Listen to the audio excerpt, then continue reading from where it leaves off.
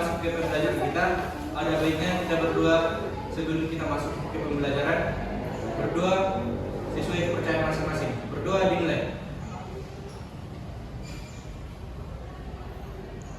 Berdua selesai. Oke, sebelum kita masuk ke pembelajaran kita, terlebih dahulu Bapak mengabsen ya.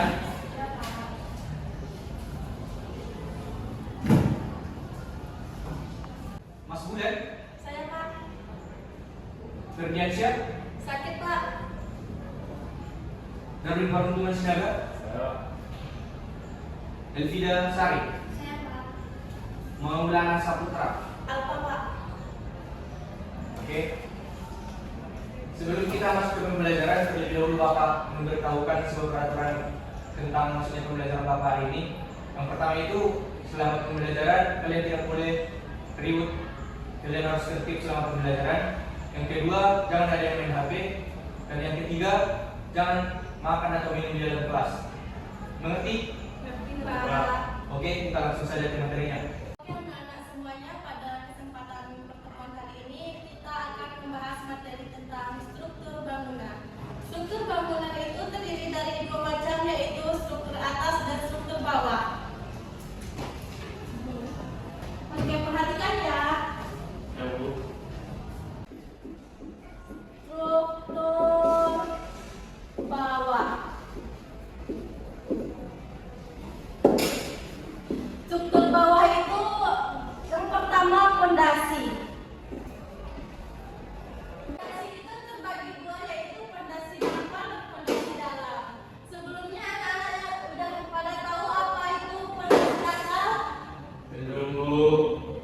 Pondasi dasar itu adalah pondasi yang kurang dari 1 meter. Contohnya itu seperti pondasi batu kali. Sedangkan pondasi dangkal adalah pondasi yang lebih dari kedalaman 1 meter. Contohnya pondasi borpile, pondasi cat panjang. Yang kedua itu ada slope. Yang ketiga itu ada kolom. Yang keempat itu ada balok. Untuk struktur atas,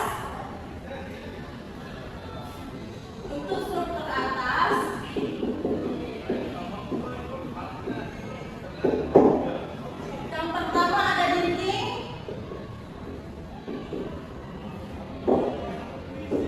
yang kedua plafon,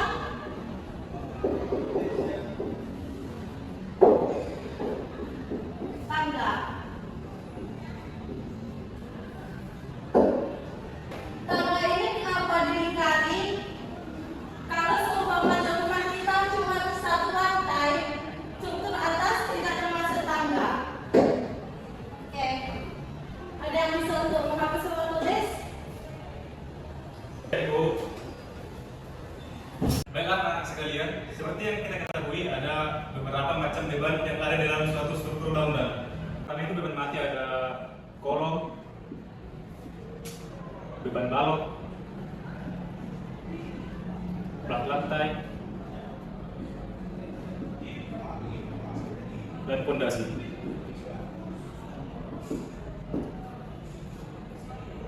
Nah, elemen-elemen di depan ini termasuk beban mati karena elemen-elemen ini tidak dapat berubah dan permanen. Yang kedua itu ada beban hidup.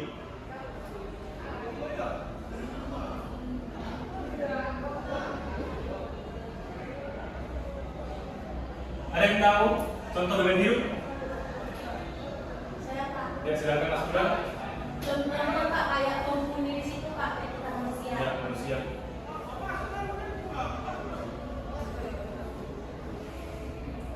Di pos tahu? Tidak. Ya, baiklah. Beban hidup ini terbagi terdapat beberapa contoh, yaitu manusia, perabotan. Sebelumnya saya tanya, apakah mobil termasuk beban hidup? Termasuk Pak. Nah, contoh-contoh ini termasuk beban hidup karena dia tidak permanen, bisa dipindah-pindahkan. Nah, berikutnya itu ada beban angin. Beban angin disebabkan karena adanya hembusan angin terhadap struktur bangunan kita. Berikutnya ada beban gempa.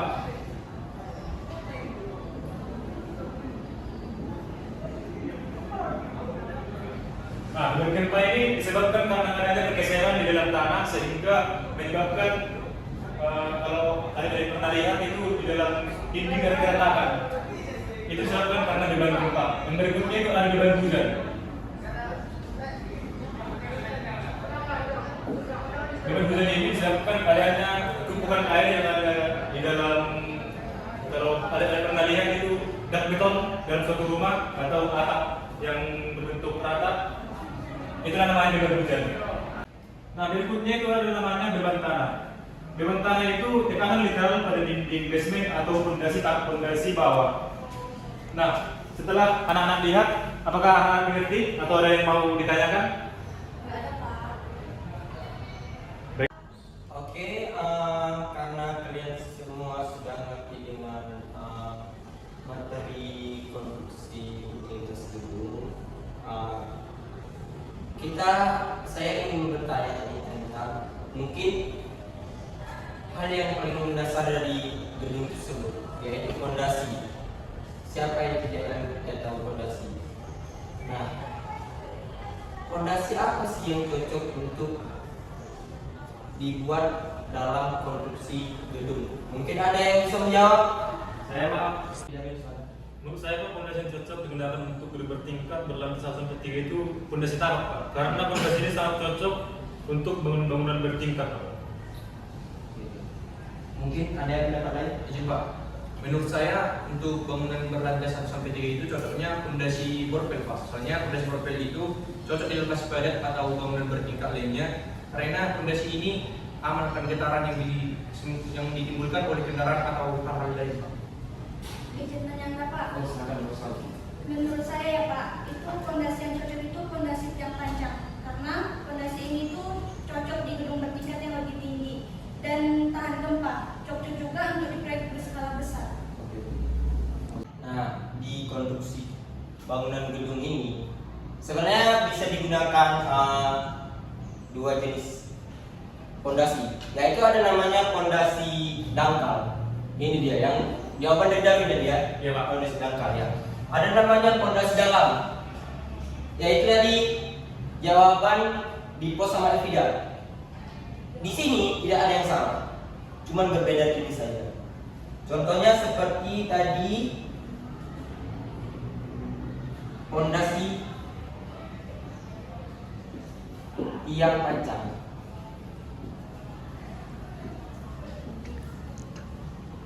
Nah, fondasi tiang pancang ini yaitu fondasi yang ditanam ke dalam tanah hingga mencapai lapisan keras. Cocok digunakan pada tanah lunak. Sedangkan bor pile atau tiang bor itu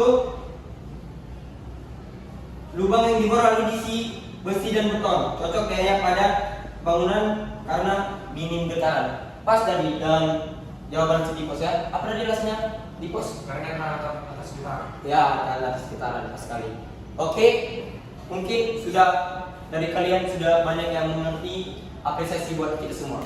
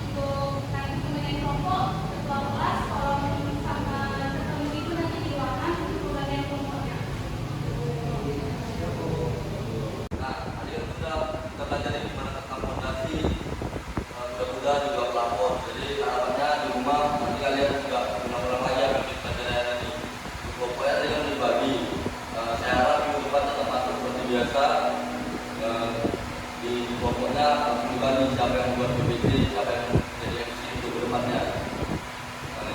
Mungkin itu aja yang mau saya sampaikan. Hanya ingin bertanya. Ada di karena kita tadi belum belajar beberapa berdoa, jadi baiknya juga setelah kita